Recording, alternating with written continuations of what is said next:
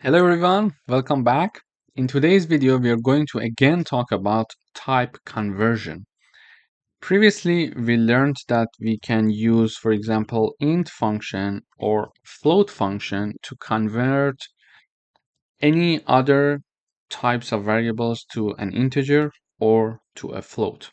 Here, I'm printing out the variables like this. So I'm having the print keyword, and within parentheses, I'm having float 5. Within parentheses, I'm having 5. So I would like number 5 to be printed out as a float number.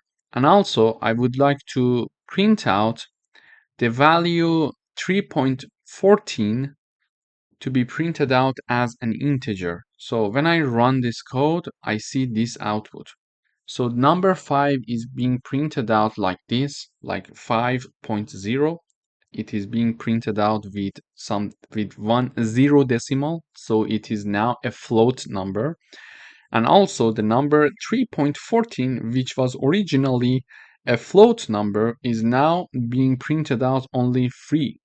So we converted it into an integer. How? Using this int function. So we put the 3.14 number in the parentheses of integer function, and it is going to basically removes the decimal part and only keep this part which is going to be an integer in the output. So in this video, we reviewed how we can have a type conversion. We could also have, for example, x equals 5.45 and then print, and in this part we could have, for example, int and x.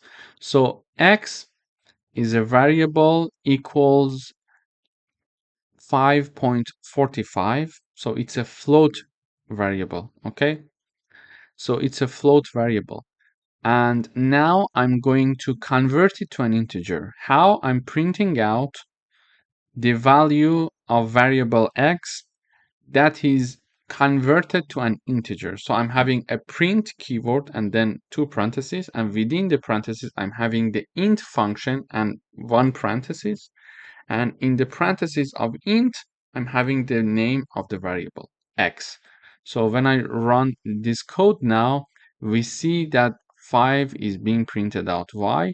Because it was originally a float number, 5.45, and this decimal part is being removed and only this integer part is being kept.